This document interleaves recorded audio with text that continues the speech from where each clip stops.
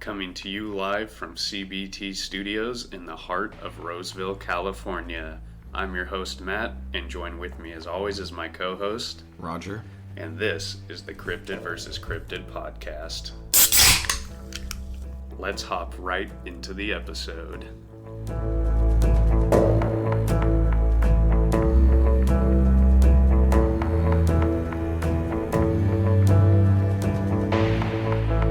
Okay, trying out a new intro there, and I fucked it up right off the bat, but you won't know about it because of my amazing editing skills. So, some stuff we should get out of the way. It's been damn near a full month since we've done an episode.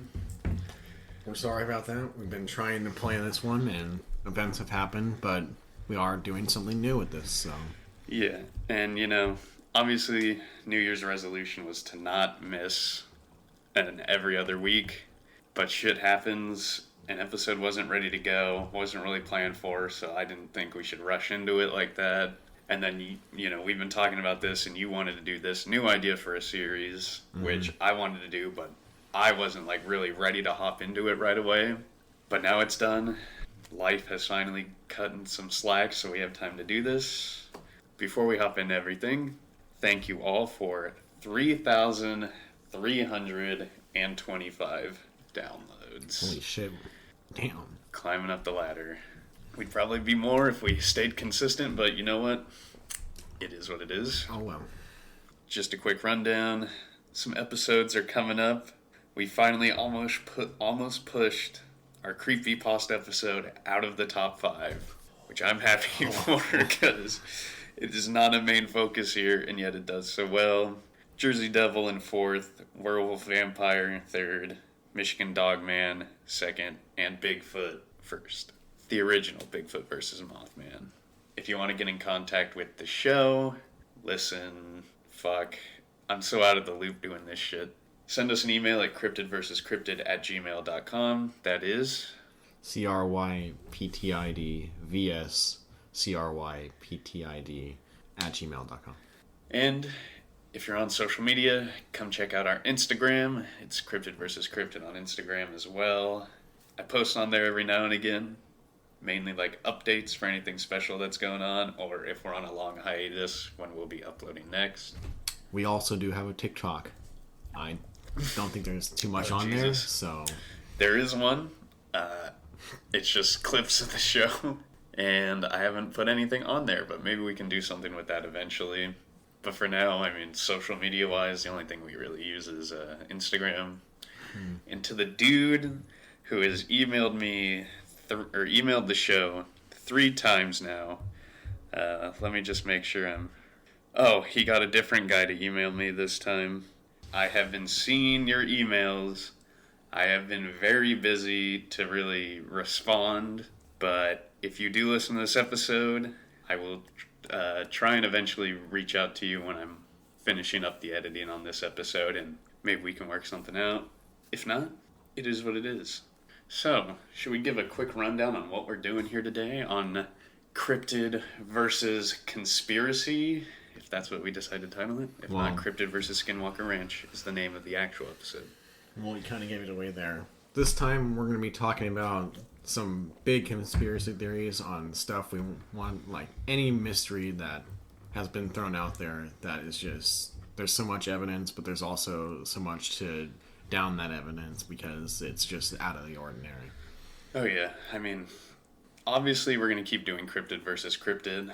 It's what we started doing, but we did it for a full year. And, you know, I love Cryptid versus Cryptid. People love it. It's what we do. But when you do something for so long, you just need a little change of pace. Just because you can start to run dry or your motivation for it can run low. And I know we're big conspiracy people, and we already...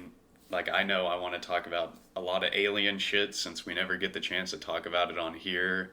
It's a good chance to, like, focus on big stories and just put all our focus and dive further into evidence on those stories. And I think it'll be a lot of fun and add a lot of longevity to the podcast. Now we're starting with the biggest one, Skinwalker Ranch. This thing is well known to almost anyone that's a conspiracy theorist because it has so much to offer.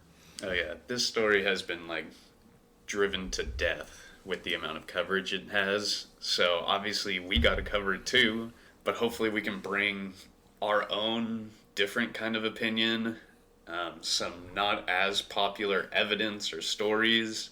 And since this is cryptid versus cryptid and we throw numbers on things, we're going to do our own little spin on things near the end of the show. With that out of the way, should we dive into it? No, I think we should.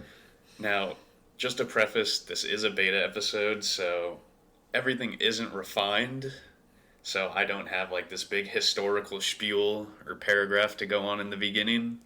And we kind of don't need it. This is kind of like a run through of the history. Eventually, maybe it changes and we do things in chronological order, but I mean, that's kind of what we're trying to do. It just may not be the best just because episode 1. Mm-hmm. But for now, what do we want to talk about first? All right, let's talk about the owners of this ranch, because that's a big part.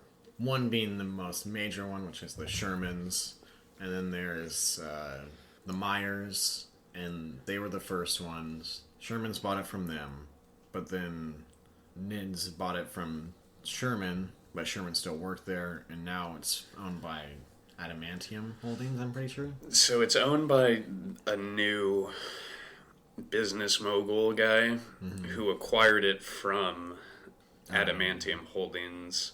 And I could go on a whole spiel about Adamantium Holdings, which I probably will in a second. But yeah, the new guy owns it, whatever the fuck his name is.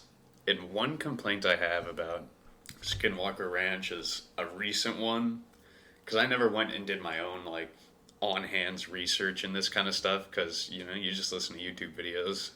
But since we're making something, obviously I was going to do that. And it's unfortunate, a lot of the evidence and stories and stuff, you just can't find on websites or anything. And if you do, in my case, you have to really fucking dig to find all this shit. Because nowadays it's all locked behind TV shows. Pretty much, yeah. Which is really unfortunate because I could not afford to go and buy the TV shows and watch them. It is on a book too. The whole Sherman and Nids experience is all on the book. I'm sure you could find that for free somewhere online. Mm-hmm. But yeah, so to go on a little conspiracy spiel real quick, the Adamantium Holdings company is really fucking fishy. You can go onto Google and view like business information and stuff. This Adamantium Holdings has like no official head as their owner.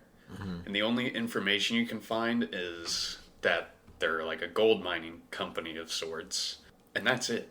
There is nothing tying this back to anybody. They're the definition of like a ghost company. There's just nothing there about them except a name and a little snippet of what they do. Now, it's interesting that they're a gold mining company because from what we know as humans is that gold is an extremely valuable resource, not just money-wise, but it's used in like all sorts of different technology. So it's really interesting that a ghost company that prioritizes gold mining has gone and bought one of the weirdest pieces of property possibly on Earth. It all just kind of lines up in the conspiracy line of things, in my view at least. It kind of just adds on to this Skinwalker Ranch. There's been some crazy shit, and it died down after about like 2002, after Nids was done with it. But now it's kind of picking back up with shit if you focus on it. But yeah, I'm sure there's new shit that's happened with the TV show. But my opinion is if they're gonna put it on TV, there probably isn't much credibility there, especially if it's like streaming on like a regular TV channel. Like Finding Bigfoot, they ain't gonna ever find fucking Bigfoot. It's streaming on cable. But I could be wrong. Maybe they see some weird shit. I'll have to go back and we'll report on the next episode if I watch it in between episodes. But with the kind of historical ownership out of the way, is there any more you want to talk about real quick? I think we should go over a brief experience of every owner. Now, Sherman's obviously going to be the bigger one because I have so much shit on what happened in the Sherman Ranch. It's not even funny with how much shit they went through. It's kind of, it just hurts sometimes to listen to. But Myers, we don't know anything too much. They sold it to Sherman's. They didn't really say anything about it. And then as soon as the Shermans got there, they realized that there was locks and everything, like cabinets, doors, uh, windows, anything you can think of that should have a lock on it, it was on there. And then they had these two posts in front of the house that were for like they were just like posts, and it looked like you had to hook your dog up to them. It just looked weird, and so the Shermans kind of thought that was weird, but they kind of just blew it off, and then they took a couple days to move all their shit into there, and then one of the first days they're moving, they see this just giant wolf. Like this thing has to be like 8 feet long or whatever, and it's just kind of slithering through, and it's like near everyone. It goes up to what's his name, Terry Sherman, I think, right? Yeah, I think he's the father. Mm-hmm. Well, yeah, Terry Sherman's dad is helping them move, and they go up, and it just sits next to him. And it's kind of fine, and they're all in this trance of just like, what the hell's going on? And then all of a sudden it sees one of the cattle and goes up and bites its head, and they can't get this thing off at all.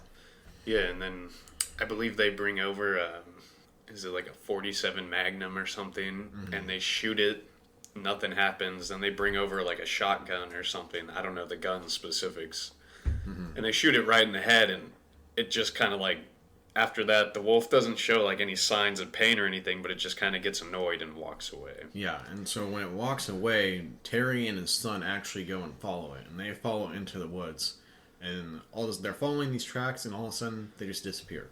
There's no sign of any other tracks. It's just dead end, straight line. Okay, so 2 things I want to talk about before we hop any further into this timeline. So first, to talk about the Myers, I only was able to find one real thing about it before, because nobody really talks about them a whole lot. The one thing I did find, and I would recommend we take it with a grain of salt, because it's only said once, and if this is like a true thing, and they actually said this, you'd think it would be covered a lot more. But the article said that the Myers said nothing strange happened on the farm, and the stakes in the ground for the dogs and the locks they were not there. They didn't put them in. Mm-hmm. That's kind of a point away from Skinwalker Ranch. But once again, I've only ever seen this said by the Myers on one website. I'll leave the link in the description so everybody can go check it out. But I just feel like if they're going to say something like this and it's going to subtract from the believability, and obviously you want to look at this as objectively as possible, this would be something bigger, and you think more people would reach out to them to get different opinions and articles on what's going on here, and you really only see it in one place. Yeah, the only thing I know that they heard, because the Shermans asked him about after a lot more stuff happens, they asked him if they felt this stuff, and all they talked about was seeing like just the lights in the sky. That was it. Yeah, and then my second one is: do you think the wolf is a skinwalker? And it's possible. I think it's also going to be another thing, because there's a whole other story I can go off about these wolves, because they mix the description of another one that's of a whole different story that I heard about. Okay. But that's possible they can be. It is Skinwalker Ranch, so... Yeah, this is something because I really tried to find where the Skinwalker side of this all ties together, which I was having trouble with, really. Maybe you can shine some light in. But when I heard about the wolf, my first thought was Skinwalker, but it doesn't really display any of the main signs you see with the Skinwalker, like messed up vocal cord kind of trying to speak thing. It's not going after the Shermans. It doesn't look weird. It never stands on its hind legs. The only thing weird about it is its size and its defense, I guess, using our terms, against like the gunshots. Those are really the only things you could possibly link to a Skinwalker. Yeah, I think the whole Skinwalker tie into this and why they call it that is because of Navajo tribes and everything. So Navajo tribes were enslaved, I think, by another tribe. I forget the tribe's name. They were enslaved, and I think they were starting executing a bunch, and someone put a curse on it. And so they cursed it to have, like, just bad luck or something, just weird shit happen or something like that. And then it became known as the Skinwalker Ranch, because Navajo, in their culture, is that Skinwalkers, no one talks about. No one at all can talk about skinwalkers because otherwise they'll come after you, kill you, or chase you, or whatever. That's like we were sketched when we talked about the Wendigo and the Skinwalker when we first did it. That would be the tie-in for the name. I don't think I really have anything else to cover when it comes to the wolf for this beginning period, except for maybe I'm mixing it up with Stardust Ranch or another ranch of the same, or another area with kind of this weird touch. But isn't there like a guy who comes up to the Shermans? He's said to have had a machete with him, and he said, I've protected this land from them, blah, blah, blah, for like decades. And they're like, no, we don't need your assistance. And he says, you're going to regret that. And he's never seen again. I never heard about that. It might be true, but I never heard anything about that. Because I know after that, they kind of just blew off the whole wolf thing. Okay. Well, then I think that covers like the beginning of Skinwalker Ranch. Are there some talking points? Because I got some here that kind of take place further on before Nid shows up. You want me to take it away, or do you want to run with the ball? I just want to talk about some of the stuff. So, the wolf happens, and then another strange thing happens. It's the cabinets just opening up, or Terry's wife, I forget her name. It's not Edith, it's someone else. But she's going and taking a shower, and she puts a towel right off to the next to the rack. And when she does, the towel just, like, she goes to reach for it, and it's gone. And so she just thinks that she thought it was something, whatever. Goes and grabs another towel and dries, and she sees it in the opposite side of the house, hanging on a rack. And she's wondering if she's going insane or something. But then also, Terry has the same issue when he's trying to drill. I think he was drilling holes for the fence because of that wolf incident. He started making a fence around their property. And then their fencing machine, he drops it for a second because I think there's something going on with his kid. And then he leaves for a second, and then he goes back, and the thing's gone, and then he looks up and it's in a tree, about 70 feet in the air. Yeah, there's some weird moving shit around.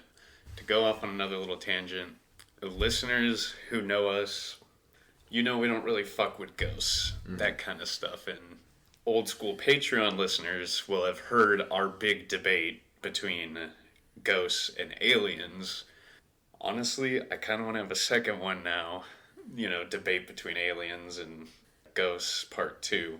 But to get away from that point, there's a slight hint of me who, as I have matured in my cryptozoology endeavors, is slightly, probably this much, you guys can't see it, but it's a couple centimeters, is coming around to some kind of ghost, some ideas. Obviously, I don't think the microwave randomly turned on for a split second. Oh, the door slightly became ajar. It's a ghost. No, fuck that. There's explanations. There's logical reasons to that. But I do think there could be some kind of demonic thing here. Not just a ghost, but like a demon kind of thing in extreme cases. And I'm not going to slap the label of demon on here yet. But there is some slight kind of poltergeist activity that goes on in the house and around the area. Like you just said, with dishes and shit moving around, cabinets just flinging open, the towel disappearing, the tool being put in trees. Obviously, there could be other explanations here, and we'll get into it in a little bit, some possible ideas, but I'm just throwing a slight poltergeist idea. Yeah. And I think if it would be tied back to the Native American curse, not just a random demon. And then, so that happens, and now they're kind of getting freaked out. They're like, what's going on? Because they now see that both of them had an experience like this. I think they had their nightly ritual or something to go out and just kind of like sit on the porch. I might be mixing a story or two. No, I definitely think that at least Terry does this. He'll sit on the porch. Yeah. I think he might have been getting creeped out, and so he wanted to try and see if anything would happen. And I'm pretty sure when the orange light first appears.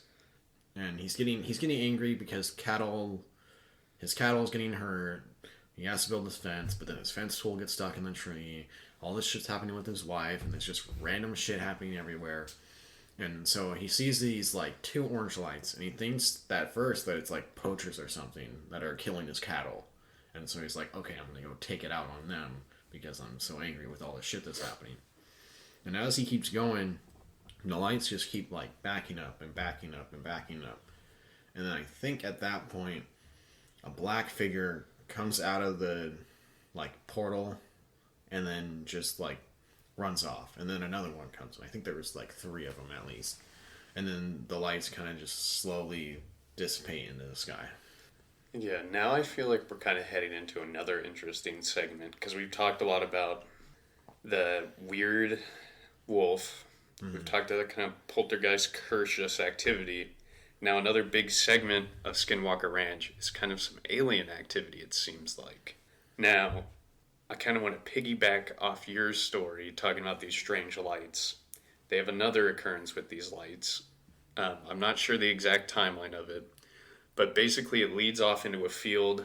Terry brings his dogs with him as he kind of pursues these lights. This one's a blue light. A blue light, okay. He gets terrified of this one because when the blue light shows up, they kind of get anxious. Like, they get scared and everything whenever it's near them.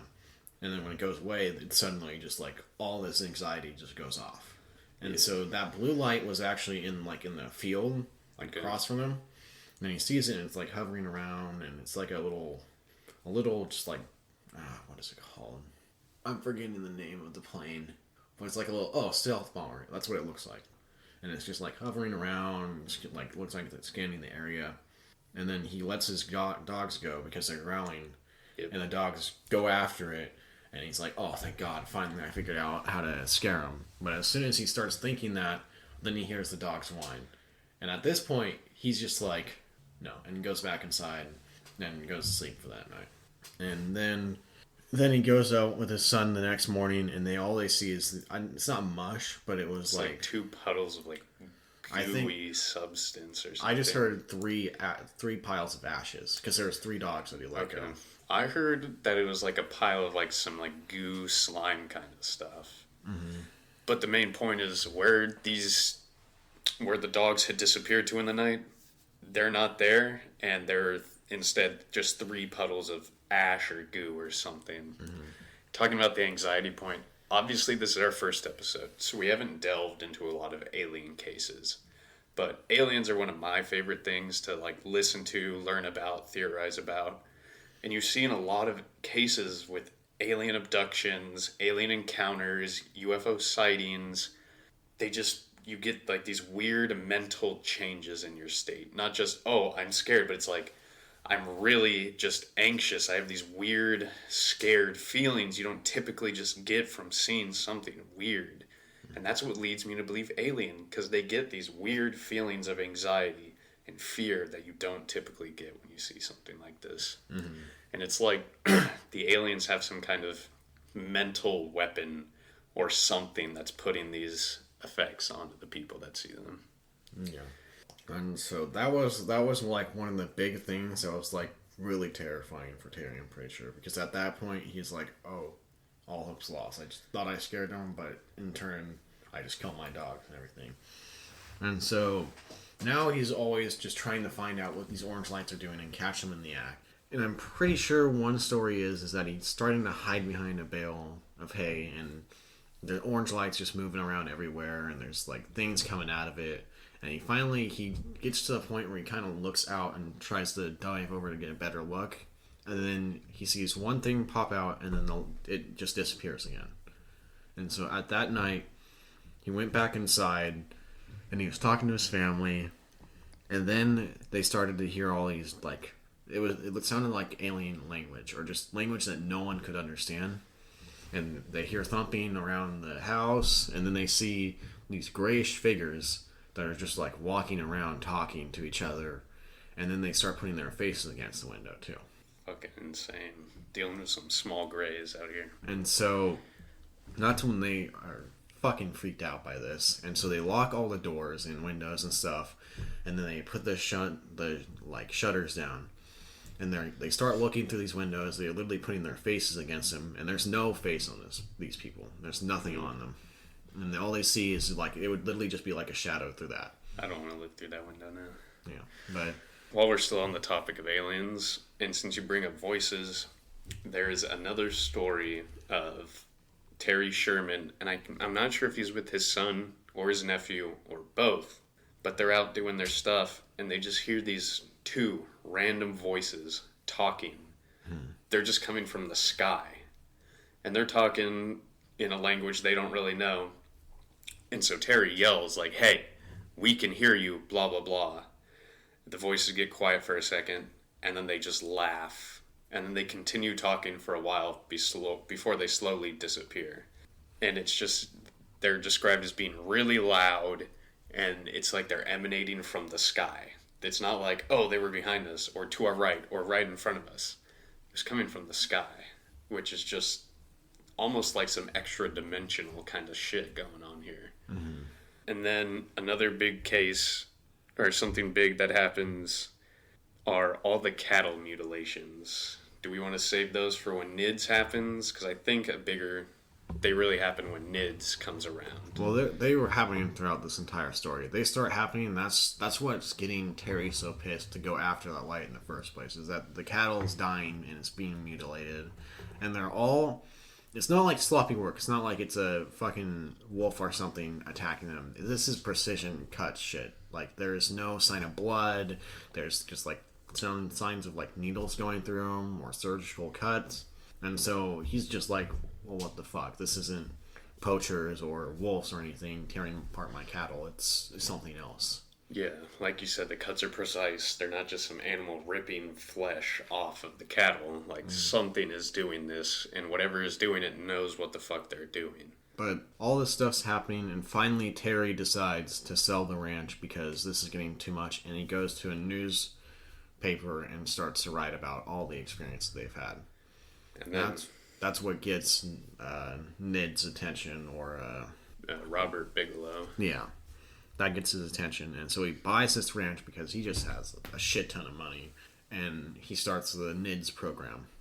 Yeah, so then NIDS, after the purchase of this property, Terry is still working on the ranch, raising his cattle and doing all that, but NIDS has set up all their research equipment and their research vehicles and all this shit to start surveying. And I want to add that when Robert Bigelow started this, he wanted to hire people that didn't believe in any of this stuff.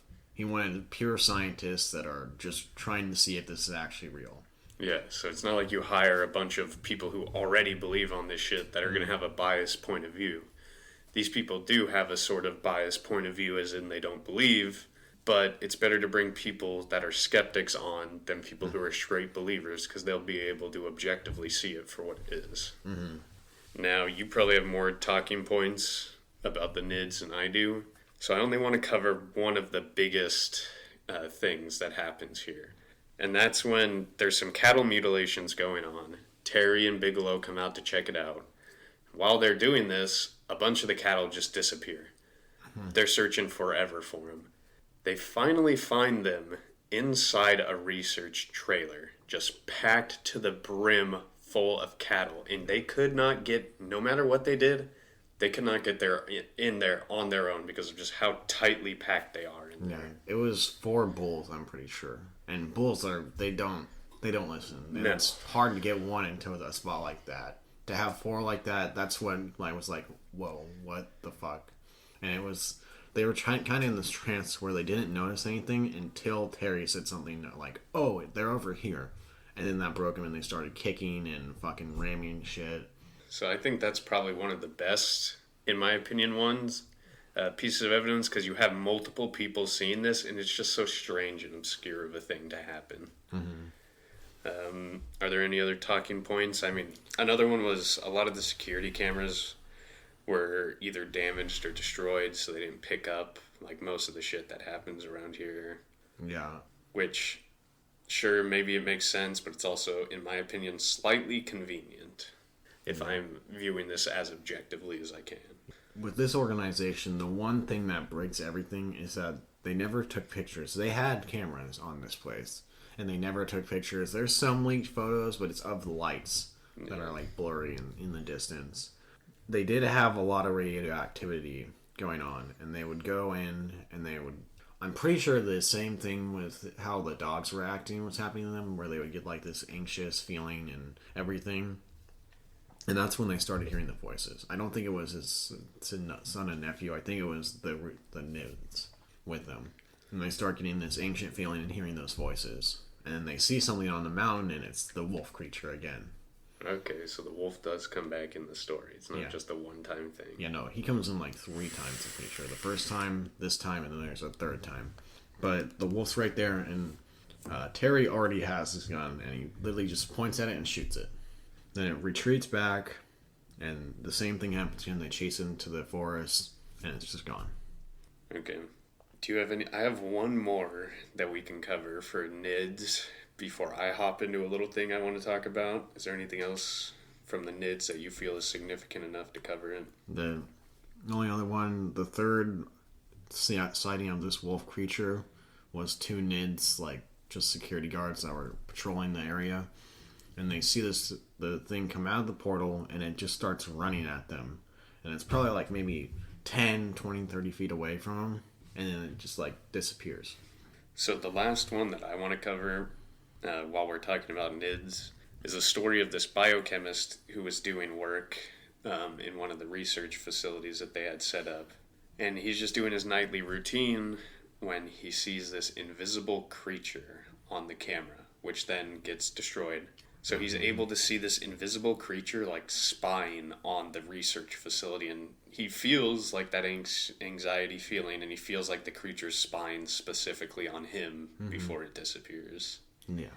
And that was about it that I had for NIDS. I know they have a lot of weird sightings like throughout the years, but it's proficient, or their biggest sightings I think we've really just covered here. Yeah, because I know the first year they had this place, it was literally just cattle mutilations and then the lights. That was it. And I think that's what the first photos were of, because they have a picture of the cattle mutilation that happened, and it's just like, it's there. You have to dig deep, but you can find one.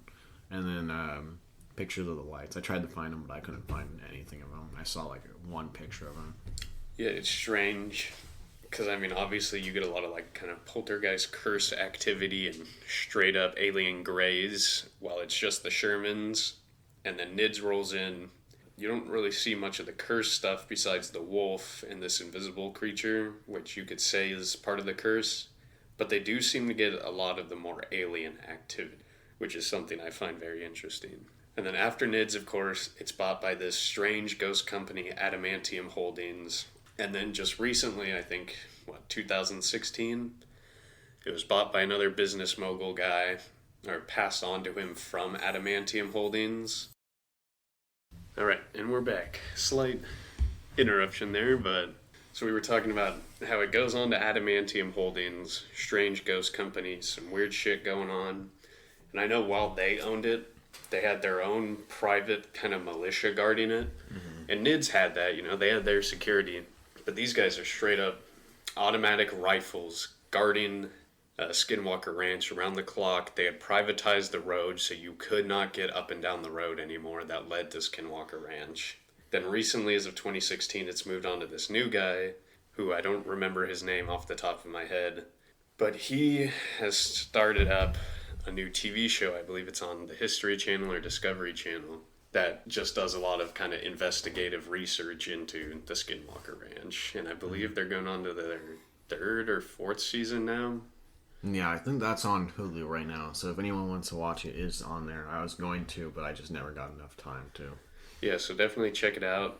I'm not sure what's going on there. I knew the dude at first didn't want to do a TV show. He didn't feel like it could really bring anything to light with Skinwalker Ranch. But they still went ahead and did it. And yeah, I mean, that's kind of where we sit now. Definitely go and check out the TV show. I mean, eventually I want to watch it and see what they got going on, but you should definitely do your own first-hand research when it comes to this, because you could find something we couldn't, or you can just get a better grasp of what you truly believe is going on here than just listening to other people talk about it. So now I think we should move on to what we have in front of us here. Obviously, a lot of people have covered it, so we have to put kind of a different twist on it. And this is going to be something we do for every episode of this new series. Right now, we just got it on a whiteboard. I didn't have a very good layout. Like I said, we're in the beta for this series, the way I see it. But what we're going to do here is we are going to have a sort of scoreboard, our leaderboard for all the cases we've covered. And we're going to score these stories, for now, based on 3 factors. Our first factor, evidence. This is going to be a very big one for this, especially also witness cred for me is going to be a big one, but this one's the biggest. Because this has so much shit and so much things thrown at us, but you can't really find a whole lot of evidence towards it. No. So I think we should break down the kind of evidence we have here. So there's the curse that's talked about, which is a real thing that has been put on the ranch. So you could count that as a piece of evidence. I think we might save it. We should save it for our third point here, though. Some other evidence. We have the cattle mutilation, the pictures of that, the witnessing of the cattle being put into the trailer. I'm an idiot. I forgot to cover... Okay, let's take a step back. This is going to be confusing for a second, but I missed a talking point I wanted to talk about. There is a man-made reservoir nearby Skinwalker Ranch called Bottle Hollow. You don't hear a lot of talk about this, but there is one weird thing that's happened here. 2 times now, as recently as 2014, there has been strange lights that have gone, they dip down into the lake from the sky, stay in there for a few seconds, and then fly straight back up into the sky. Now, it's nothing crazy like Skinwalker Ranch, but it ties back into the lights. These are blue lights that you could tie back into Skinwalker Ranch. So it's nothing wild, but you do see the lights dip into the water and then shoot back up in the sky. It's been seen twice as of 2014. But it's just weird because it happens near Skinwalker Ranch, which we've seen the blue lights before. Now, let's hop back into evidence. So we talked about my two key points of evidence there. Obviously, we got pictures of stuff. You got anything else you want to bring for evidence? No, there's nothing else I could really think of. There's the newspaper and everyone that's heard about it. They actually had a cameraman or something there too. Not a cameraman, but like a news reporter on it, and during Ned's whole thing. Okay. So, how I see it, Ned's and the Sherman Ranch, their evidence is pretty wide. It's not. There's no photos involved a lot, but there is a lot of shit around it that is believable. Yeah. You got scientists who are not supposed to be believing this shit, but are seeing this shit already. You got a research organization buying it and reporting shit about this. The Shermans are not talking about it, but then they start talking about it because of all the shit that's happening to them. You got the cattle mutilations, you got the dog disappearance. So what do you think of the score? And we're doing our scores out of 10, so it's going to line up for a total point, 30-point value. So evidence, we have 10. How high do you want to go for evidence here? Minusing all the other stuff that's happened, because all the other stuff that's happened is weird, but it's just kind of like maybe adding on to it and trying to get off on Skinwalker Ranch and getting more off of it when it's already such a big topic and getting cred for it, I guess you can say. But everything before, because this started in like the 90s, I'm pretty sure, about Skinwalker Ranch. 80s, 90s, yeah, when it started coming out reportings. I believe NIDS took over mid-90s, I think. Yeah, they took 1996, I think, and then for 4 years, in 2002, they had it. But all that stuff happened, and to me, that's still a lot of evidence towards this, and I would say it's probably, the evidence rating for me is probably like a 7. There's definitely some strong evidence here. There's no evidence for me to be like, yeah, that's solid. That's solid. I think the most solid thing they have is everybody's seen the cattle being stuffed in there. I do have a problem that there's no picture. Obviously, phones, your digital phones aren't a big thing in this time, but there are still cameras. You would think research facilities would have some kind of camera nearby. But I'm not going to throw it down the rabbit hole or throw it down just because there's no photos. You got to factor in time period and the time place. Also, how it happened because of the bulls now kicking after they find them and all that. Yeah. and they're probably in a rush to get him out. I mean, this is still Terry's job and his livelihood. He doesn't want his bulls trapped in here and hurt. I think for me, I want to give it like a 6. I definitely think there's some above average evidence here, but I don't think it's breaking any boundaries. I can see that. I still stick with the 7. There's so much weird shit and so much reporting about it that it's understandable not to be believed, but at the same time it is. There's a lot of stories like this when it comes to conspiracies. I guess I can go down to a 6 if we're trying to agree there. Okay, then yeah, we'll stick with the 6. Now next on our bracket here, we have witness credibility. Now, personally, I don't put a lot of stake into the Shermans. I think maybe they got a bad deal when they bought this ranch. They wanted to find a way to get rid of it, make up all these stories, and you get rid of it. Now, where I discount that line of thinking is when NIDS comes in. This is a legit scientific research organization. They have nothing to gain from lying about this. They buy the ranch. Bigelow comes in. They have these stories and all this stuff. I think these people are highly credible. Robert Bigelow started his own space, I believe it's a space company or something like that, and they've partnered with some high up companies. He is legit. He's a legit businessman. He's a legit, I don't want to say scientist because he's not really a scientist, but I do put a lot of credit into him, which him believing all this shit and we seeing this weird shit does give me credibility for the Shermans. I put a lot of credit into the Native Americans who've talked about this and the curse.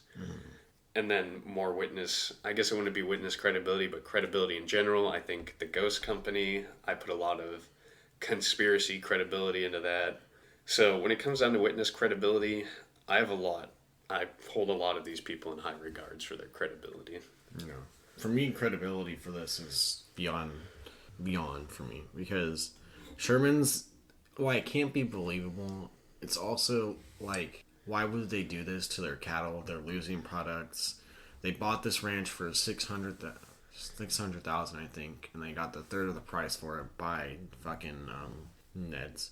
And it just doesn't make sense to me. That's why I give them high credibility. Do I think they can be making some of the stuff up? Yes. But then also that negates it is Neds, because they have these researchers that are not supposed to be believing this shit, and now they're seeing it and they're reporting on it, and that's what makes me believe it. Now, they could also be getting paid salary, yeah, but if you're seeing this shit, they have all these stories about it. Every single one of them probably has a story on what happened to them about this. Adamantium Holdings is really suspicious and has all this shit going on, and that's just like a whole conspiracy in its own, to be honest. And I hold this probably near like a 9. I was thinking 9 as well. I'm not going to go 10 because I do have some slight doubts in the Sherman story. I think a lot of the stuff they said is credible, but there's just a lot you don't see anymore after NIDS rolls in, and you could explain it away by saying, now there's a lot of eyes here, a lot of stuff isn't going to be as active, but I still have to discount it a little bit. Maybe some of this weird shit happens, they're like, okay, people like the weird, maybe we can get higher price if we make it even weirder. So I can't give it a 10. I could even be talked down to an 8, but I think a 9 is a good point for witness credibility. And then lastly, we have lore. Now, it took us a second because we wanted at least 3 score system here. So we're going to be talking about lore tied behind things that happen here, and that's going to be our third scoring point. Now, to start us off, obviously there's a lot of tie to Native American folklore here. You got skinwalkers, and you got the Navajo curse put on this place.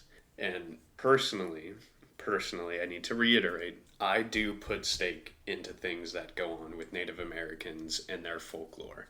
They've been here a long time.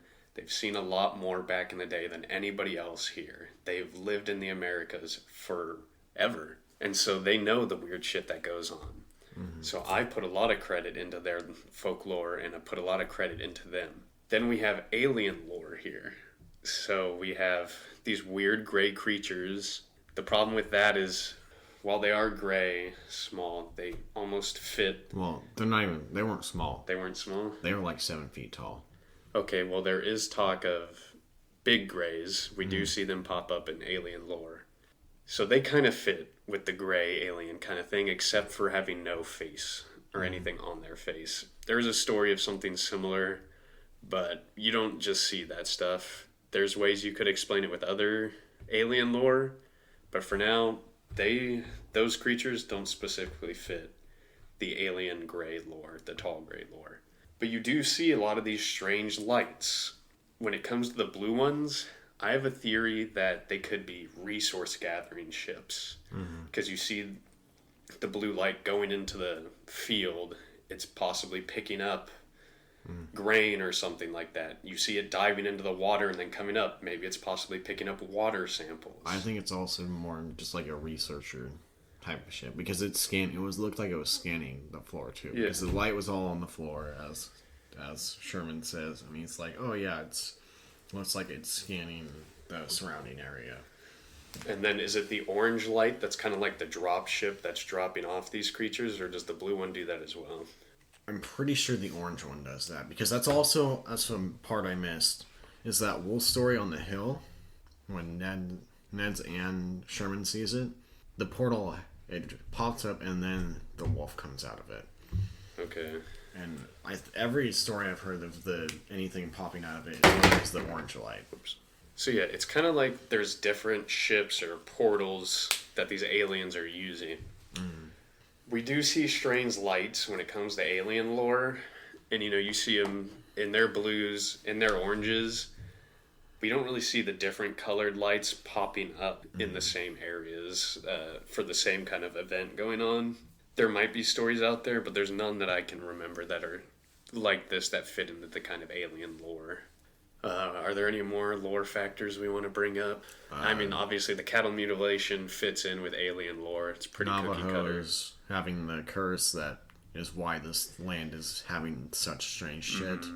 There's kind of ghost lore there with weird poltergeist shit moving around on its own mysteriously, cabinets and stuff opening up. And then a ghost gold company owning it, basically. Yeah, that's kind of like, oh god. I mean, that's just real life lore. The government has these ghost companies that lead to nowhere, and if you follow the trail long enough, you could see it leads to like a government-owned thing. So that's just real life lore, conspiracy lore, you could call it. But I feel like that's all the factors of lore kind of accounted for there. Yeah, that's like a short rundown version of everything that's happened there. And to me, that's probably a 10. Because there's so much shit that happens and it's documented and everyone's talking about it. And it's just such a widespread story with so many ends that are going off of different shit that it's just there's so much going on. When it comes to all these avenues fitting into lore that is established through many decades of research and accounting through stories, obviously there's going to be things that are different. I think everything kind of fits in that deals with the Native American lore side of things fits in. I think a majority of the alien stuff fits into established alien lore. Your ghost poltergeist lore fits in pretty nicely with typical shit, nothing crazy. I don't know if I could go 10, but I could probably go 8 or 9. Alright, we can probably leave it at 9 then. 9. And so our total for now will be out of 30. So 9 and 9. 18 plus 6, 24. So we give the Skinwalker Ranch, maybe not personally, but on the official scoreboard, it gets a 24 out of 30. That's a pretty high value for our first episode here. To end it out, why don't we talk about our own personal beliefs in the Skinwalker Ranch? Now, for me, it's just so many wild things that happens to it and that so many people are talking about it that I get it's a he said, she said type of deal, but this is multiple accounts of talking about this shit. And yeah, paying purposes of, oh yeah, well, we'll pay you to say this and whatever. That's possible, but I don't think scientists are here to research about shit are just going to lie about stuff like this. They don't really have a reason. I mean, I personally put a lot of belief in the Skinwalker Ranch. There's weird shit that happens here. It seemingly ties from Native American lore and a Native American curse, which I put a lot of stock into. There's some sure signs of alien activity here. So personally, I put a lot of credit into it myself. And is there anything else we want to cover before we sign off for this episode? Not that I can think of. If you guys do have if you have any requests for us to talk about, and just email us at cryptidversuscryptid@gmail.com, and we can try and research it, and we will do it for you guys. It's kind of like the cryptids thing. Yeah, if you got any suggestions, hit us up. If you have any critiques, hit us up. We'll be sure to respond. We shout out everybody that emails us. And I think that rounds up the first beta episode of Cryptid versus Conspiracies. Next episode, we're going to be hopping back to Cryptid versus Cryptid. I don't know what we'll be talking about. I think we're on our third episode this season. Yeah. We're halfway to doing our Cryptid versus Cryptid mashup and rehash. If you got any suggestions for what cryptids you want us to cover, like Roger said, shoot us an email. You've heard it twice now already. I'm not going to bring it up a third time. But that's been us here at Cryptid versus Cryptid. Signing off. Later. See ya.